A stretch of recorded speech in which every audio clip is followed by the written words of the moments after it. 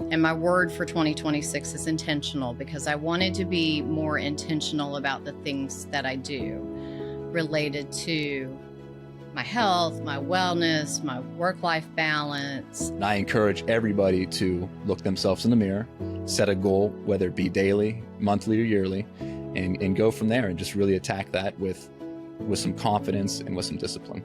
We can sit and have this conversation all day long about eating better and moving our bodies, but it's the action. It's what did we do to kind of put our money where our mouths were. If people aren't, in the right headspace mentally, they aren't going to wake up every day and say, oh, let's go walk 30 minutes. Hey, let's go to the grocery store and get those healthy foods that we wanted to get. I think that people need to really respect their own mental journey and mental health and kind of go from that step and really start from the base level and build it from there.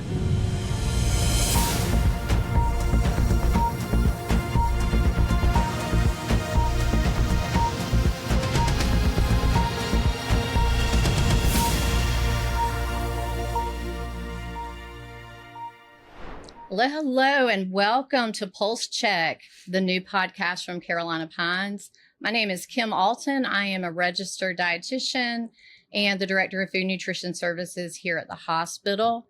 With me today, I have Dr. Sam Fareri. Correct. He is the Director of Rehabilitation Services, which encompasses physical therapy, occupational therapy.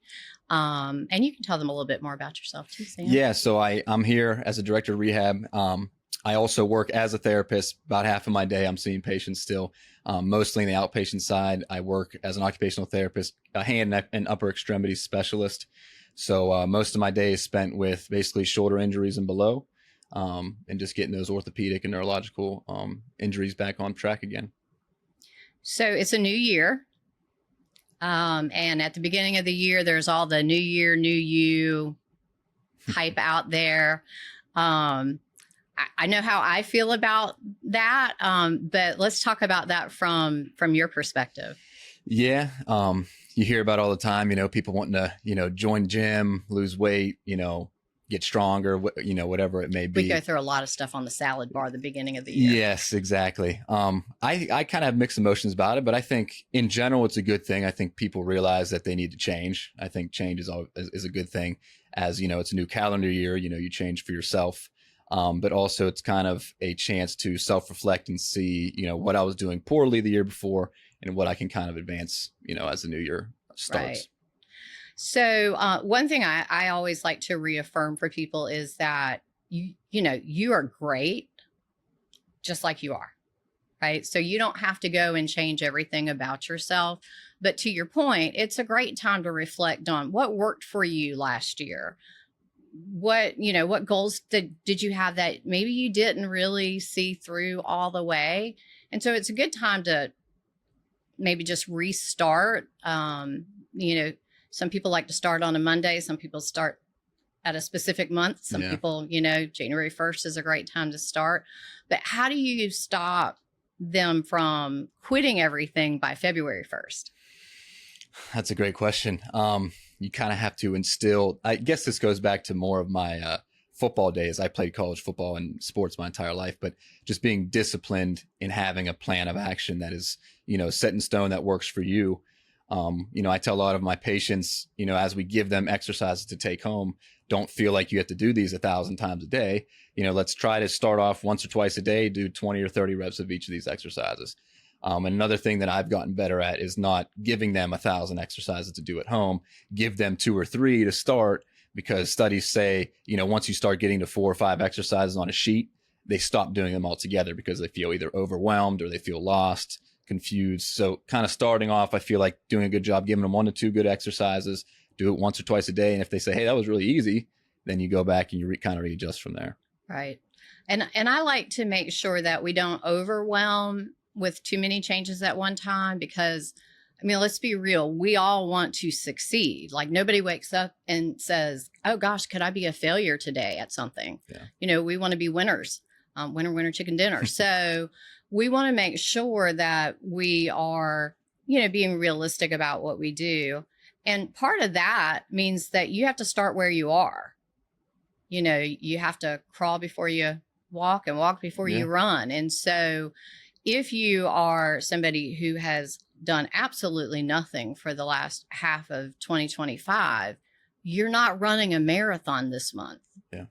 And so, really being realistic about where you're at, whether it's starting a physical activity program, making changes in your eating habits, where are you at right now? And then what's the logical next step for you? Yeah, that's a good point. I kind of take that in my own lens. And when we get people that maybe have a surgery of some sort, we're stuck to a certain protocol, and everybody always wants to say, when can I get back to swinging a golf club, or when can I go throwing a football around? When can I go back to jogging or running or whatever it may be?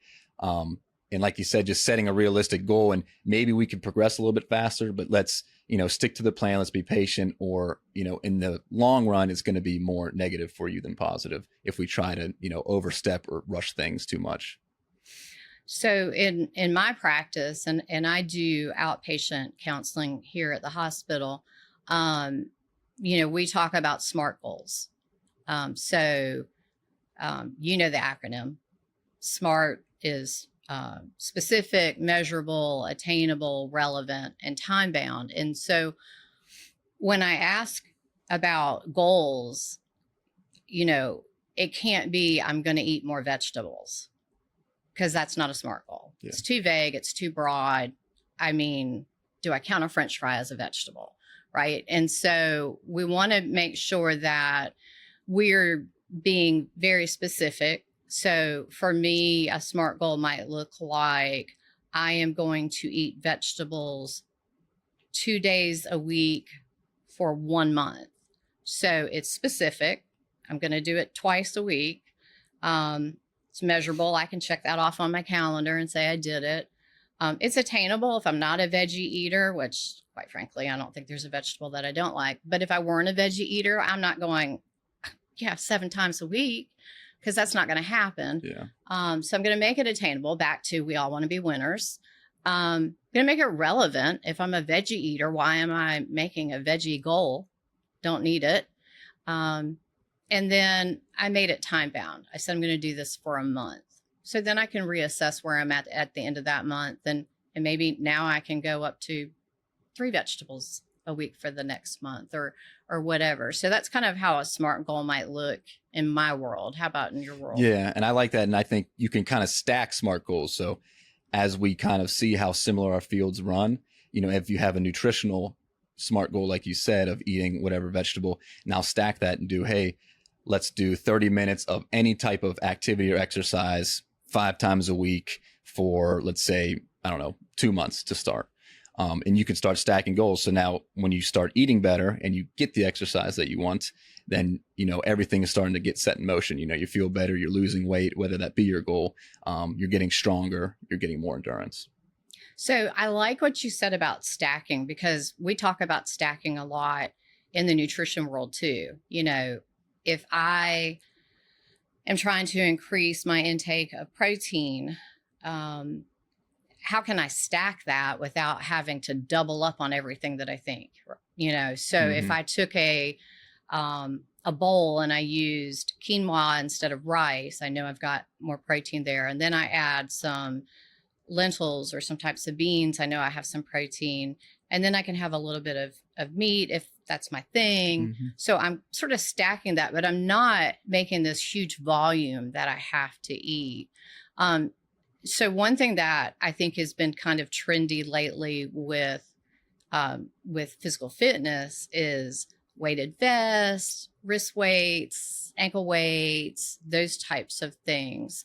Do you have any pros and cons to those? Not necessarily. I think it's creative ways to either add resistance, make things more, strength training, versus to if I'm just walking without any weight on me, it's going to be a little bit easier. It also has pros and cons to it. If you're wearing a 45-pound vest and you're, say, going hiking, there's probably more of a chance that you sprain your MCL or roll an ankle, or whether it be get injured that way. Mm-hmm. So if it is smart, but make sure that your body is strong enough to reasonably handle that as we're exercising. So we're not starting with the 50-pound weighted Yes, test. exactly. Right. Kind of like you said from the beginning, we're not going to crawl before we walk. Right. We're not going to throw that vest on quite enough. Yeah. So the other thing that I always talk about with my patients is being very careful about comparing their progress to somebody else's progress. In today's world with all the social media, and all these pictures of beautiful people and, with the perfect everything going on.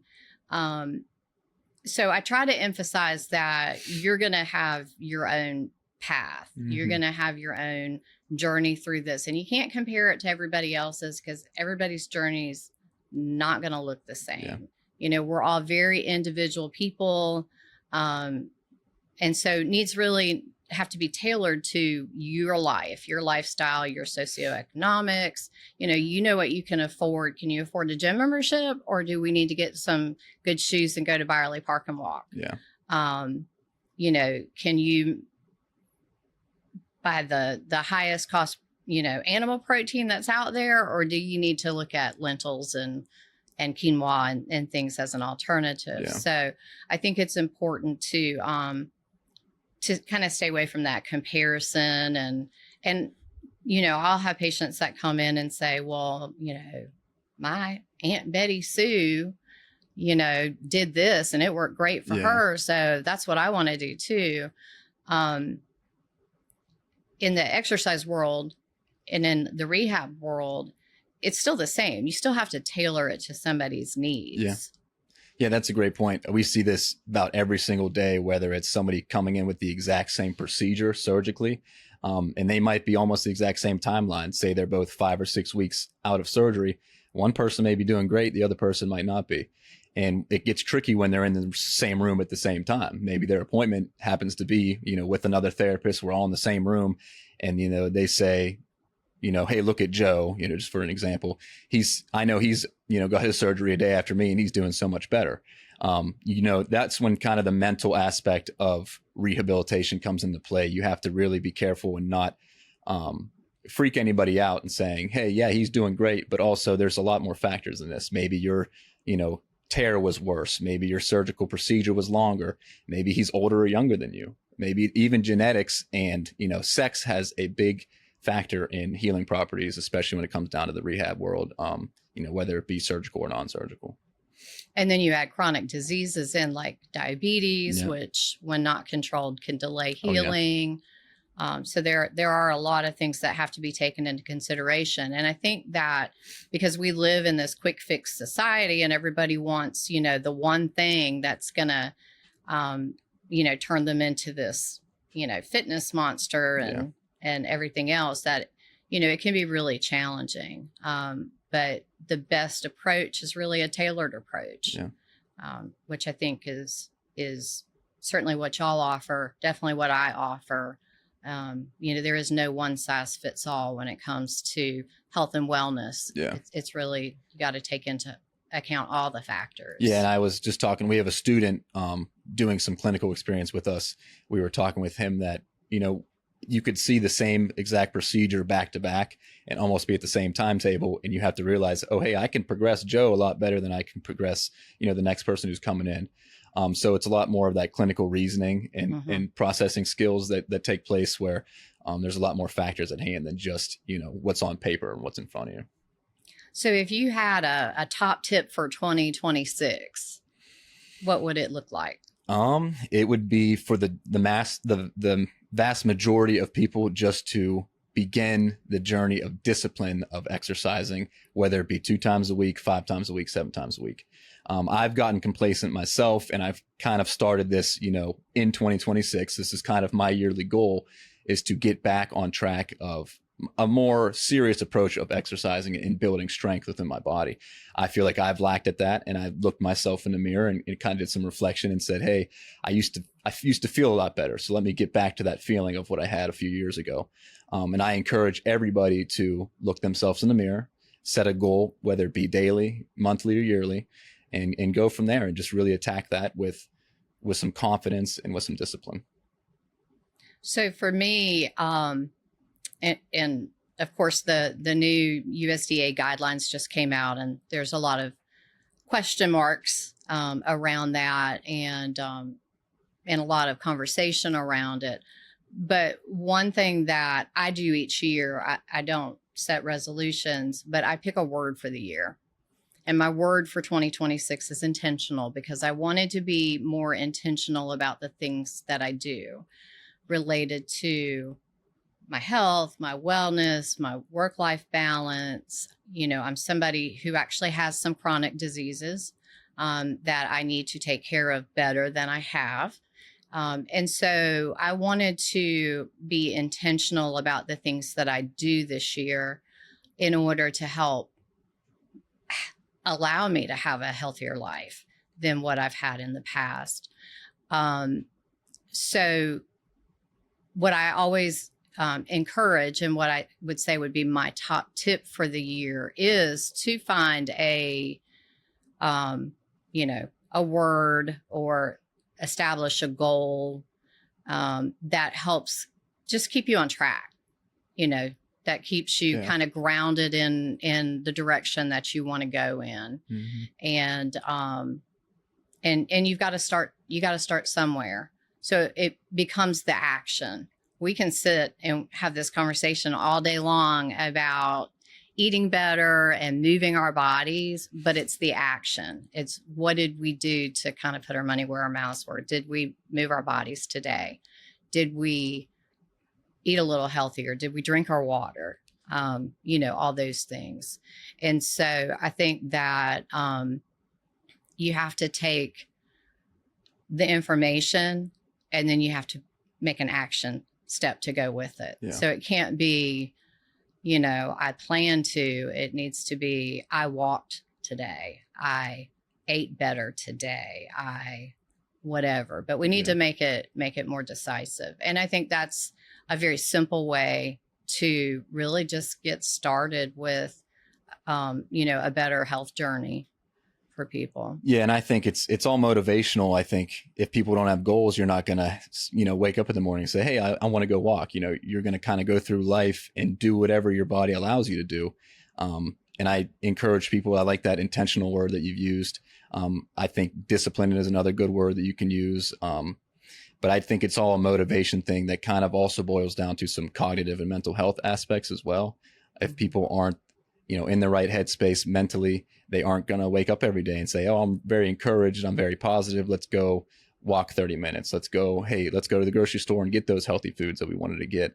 I think that people need to really, respect their own mental journey and mental health and kind of go from that step and really start from the base level and build it from there.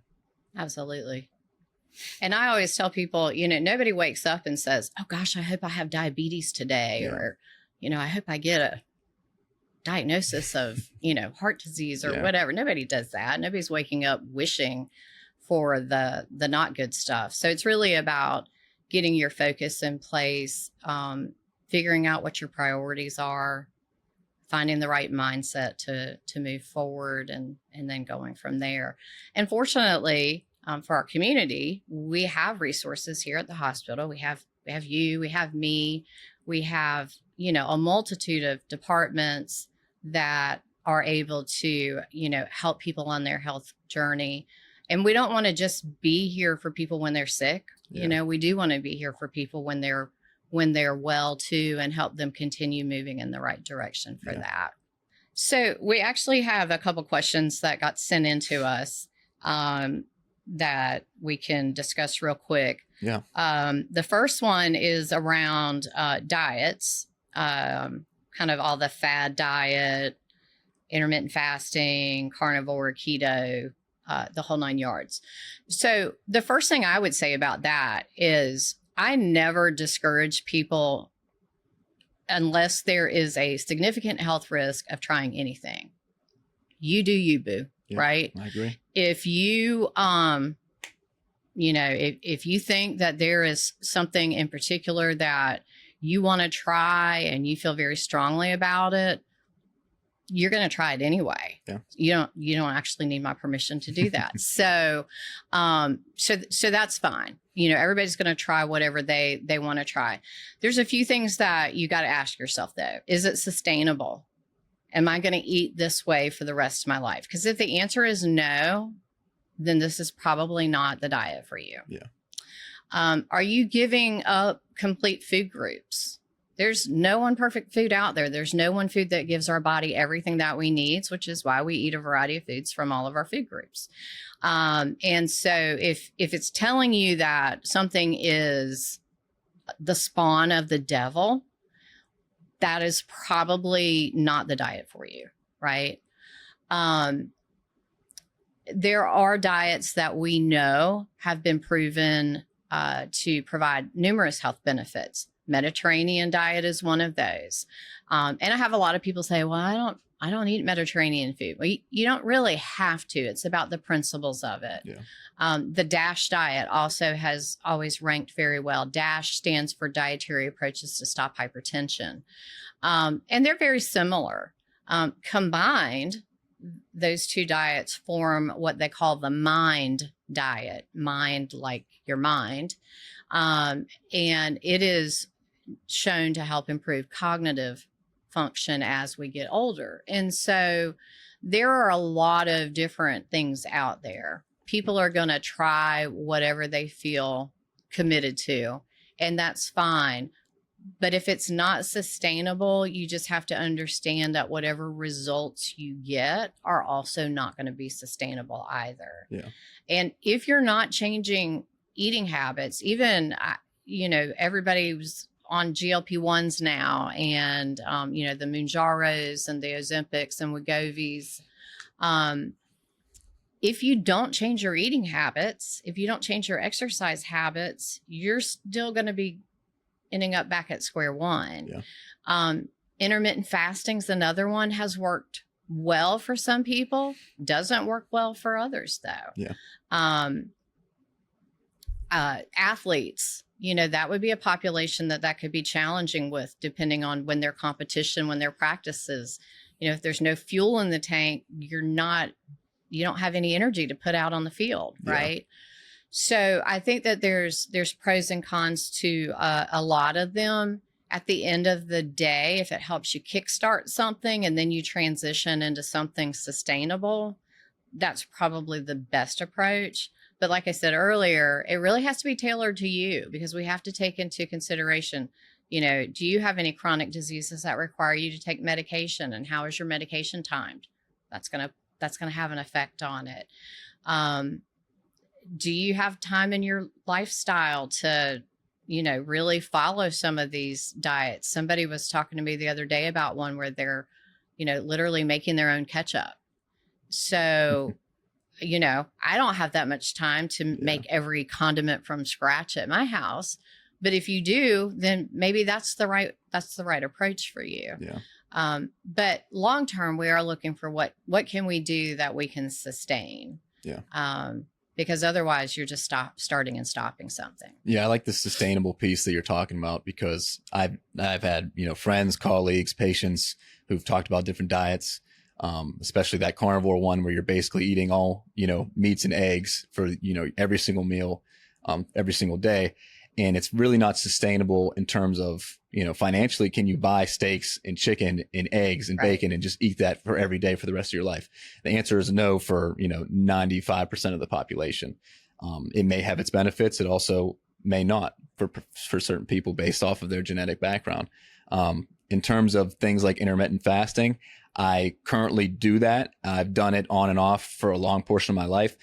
I feel like that's more of a genetic thing, because I never want to eat in the morning anyways. I stay hydrated. I get my electrolytes in. I'll get even a little bit of sugar to get me through my morning, but I never feel the need to eat. And then once I have a big lunch, then I kind of feel really fueled and ready to go. I can go work out after work. I can do different things, and I have another large dinner at the end of my day because I'm hungry. That works for me, and I feel like that is sustainable. Is that going to be the best for anybody coming in and asking for advice for you? Probably not, and it might. And like you said, it's worth a try. If it's been on your mind and you want to try it, most likely you're going to do it anyways. Right. But at the end of the day, it's going to be individualized for each person. And I think that everybody finds kind of what works for them, whether it be high carb, low carb, keto, carnivore, all that different stuff. I think everybody kind of falls into their own food groups and figures out what works best for their body. Well, and I think mindfulness plays a role there too. You know, learning to recognize your hunger cues and your satiety cues. Yeah.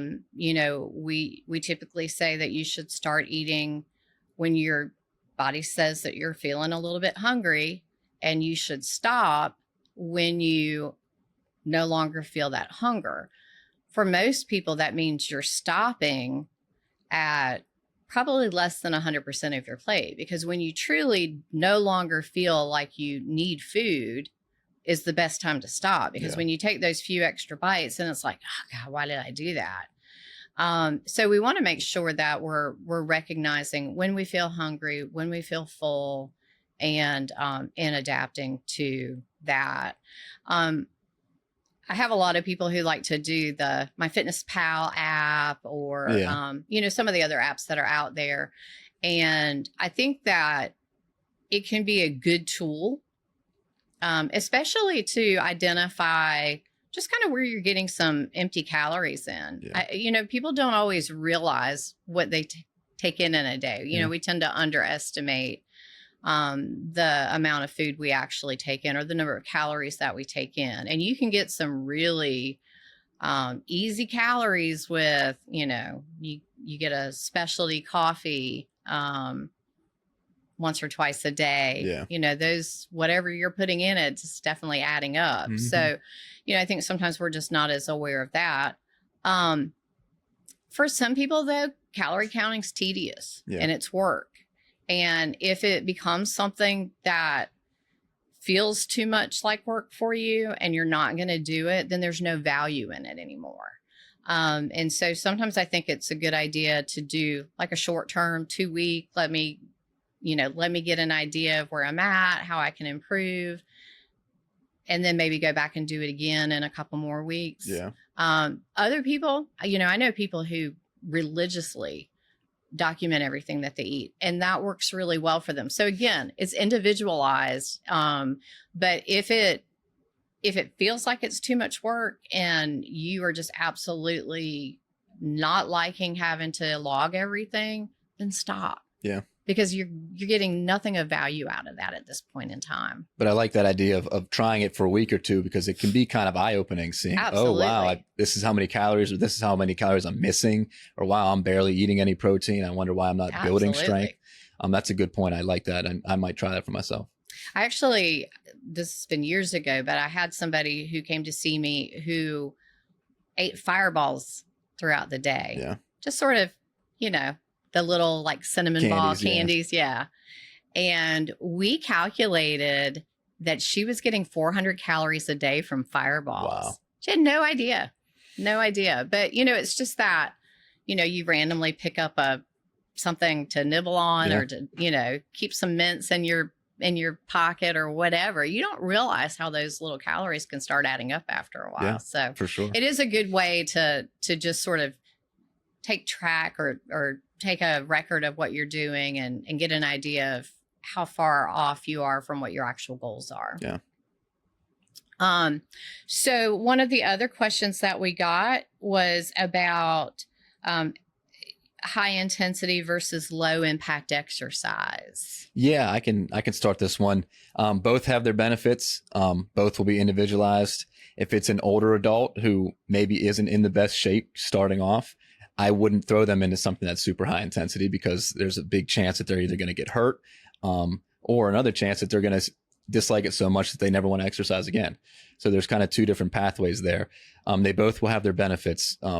Low intensity, going for walks, even a light swim, stuff like that, a light bike ride, everything will have its benefit. If you want to burn more calories, you're going to have to go a little bit longer with low intensity compared to high intensity. But all in all, I really enjoy and encourage both. I think, you know, if you want to warm up and walk a little bit one day, and then maybe the next day you do a little bit more high intensity and do some strength training, it's all going to be individualized on your own goals. If you want to get stronger, you want to build muscle, let's focus more on high intensity. If you want to lose weight or overall just increase your cardiovascular health, focus on some more of that low intensity to start and build your way up from there. So one thing that in my world that we talk about too is having enough protein in your diet as we age, knowing that we lose muscle a little bit faster. And we know that if we spread that protein out over several meals, that we utilize that better. But also with that, we have to think about things that help improve our balance, which comes in with the strength exercises, the core type things that we can do. So if you had somebody who just said, okay, I'm going to start with something that I can do at home, is there a recommendation that you would have for that? Yeah, some safe exercises at home. If you have a chair or a desk, level table, things that you can put your hands on to make sure that you have balance while you're doing it. But you can easily do mini squats where you're just getting a little bit of bend in your knees, coming back up. You're engaging, your legs. You can do a full squat into a chair and pushing back up. If you have a little bit more strength to start. You can do some balance exercises where you're using both hands on a table to make sure you don't fall. And we're just kind of marching in place, getting a feel and that proprioceptive feel of just having one leg on the ground compared to two. And then there's also other simple things of just doing that walk around your house. If you don't have a treadmill or if you don't have a bike at your home, things of that nature. And if you have, even if it's just a can of soup or a water bottle, those all weigh a pound. So I encourage people, if you have the ability, do just simple arm raises, front, side, up, overhead. If it's pain free, you can do it. Adding that resistance piece with the water bottle is something simple you can do at home. That's lightweight, easy. Everybody has the ability to do that. But yeah, I would give those examples, using a chair just to do some mini squats, do some marches in place. And then if you have a couple cans of soup, strengthen your arms with just some front raises and side raises. Great ideas. I have, and I should have brought them with me, but I have a model of a pound of fat and a pound of muscle in my office. And I always ask people, what do you think weighs more, the pound of fat or the pound of muscle? And everybody always says, oh, the muscle is heavier than the fat. And I'm like, but a pound's a pound. They're both a pound. They take up different space. So obviously we want the pound of muscle because it's tighter and takes up less space. But I'm sure that some of the patients that you see in rehab come because they've had a fall and that's caused them to have a break. And so that's where that strength and balance becomes really important. Yeah. I have some good stats here about falls. I'm pretty, like to say, passionate about it. 3 million falls require ER visits every single year. Wow. 1 million of those require hospitalization after they fall. And another shocking one is 319,000 people a year have a hip fracture from a fall. I think those numbers are absurd to me, that to even think about having that many people in the hospital just from falling. Right. And the amount of those fractures and falls that lead to hospitalization, and even further, it can lead to things, that are more morbid. I've had family members, I've had grandparents who kind of, what gets everything started is they have poor balance, they fall, she fractures her hip. Next thing you know, it's a downhill spiral to the end of the tunnel, which is something that we can easily avoid just with proper exercise, strength training, endurance, cardiovascular skills, everything all together. Absolutely. So the last question that I had was about sleep and how important sleep is. So I will say, I talk about this a lot with the athletes that I work with. And, we know that proper sleep helps performance. We know that you want to get into that deep sleep. That's where your body sort of, if everything you've learned in a day is a piece of the puzzle, when you get into that REM pattern, that's when your body kind of puts the puzzle together and kind of hardwires it in your brain. So we know that we need to do that. We know that lack of sleep can raise cortisol levels, which can affect your weight. I always tell people that, you have to have a good sleep environment, and that might mean something a little bit different for each individual. Some people like a freezing cold room and, the blanket. Some people, want the room to be like a sauna. Some people need it really, really dark. Some people are used to a little bit of noise. Some people are used to it being more quiet. One thing that I tell people, though, is when you are not getting good sleep, the first thing to check is not your mattress, but your pillow. Yeah. Because having the wrong pillow, and I have had the wrong pillow, certainly has an impact on your sleep quality. Yeah. So that's kind of one of the first things that I always talk about. The other thing is naps. Now, I love a good nap. But, you know, a nap to be effective should only be 20 to 40 minutes. Yeah. And if you are napping for 3 hours, you're sleeping for 3 hours, which then throws your cycle off. So we want to be careful about that. Yeah. I think importantly is if you're having trouble going to sleep, staying asleep with screen times, with, you know, the increased exposure to your phones, TVs, things like that, especially for a younger population. And sometimes I struggle with it myself is, you know, not scrolling in bed. It does make a huge difference. Try to set aside, even if it's 15, 20 minutes of maybe trying to read a book or just avoiding screens, at all during those last minutes before you lay down in bed. It will really help you fall asleep, you know, very quickly instead of tossing and turning throughout the night. Yeah. Well, I think those are all the questions that we had for today. This has been fun. Thank you for joining me today. Of course. Thank you for joining us. Again, this was Pulse Check. We are the inaugural podcasters for this. And we appreciate you joining us today and look forward to seeing you again. Thank you, everyone. Thanks for listening to Pulse Check. If you enjoyed this episode, be sure to like, follow, subscribe, and share it with someone who might find it helpful. Your support helps this podcast reach more people in our community. Pulse Check is a production of Carolina Pines Regional Medical Center. Special thanks to our producers Hannah Cadell and Anna Tingen. Audio, video, and editing services by Seth and Grayson Johnson at Lockwood Studios. All content is for educational purposes only. We do not intend for the content to be a substitute for professional medical advice, counseling, diagnosis, or treatment. Our content doesn't engage visitors into a professional relationship. We'll see you on the next episode of Pulse Check.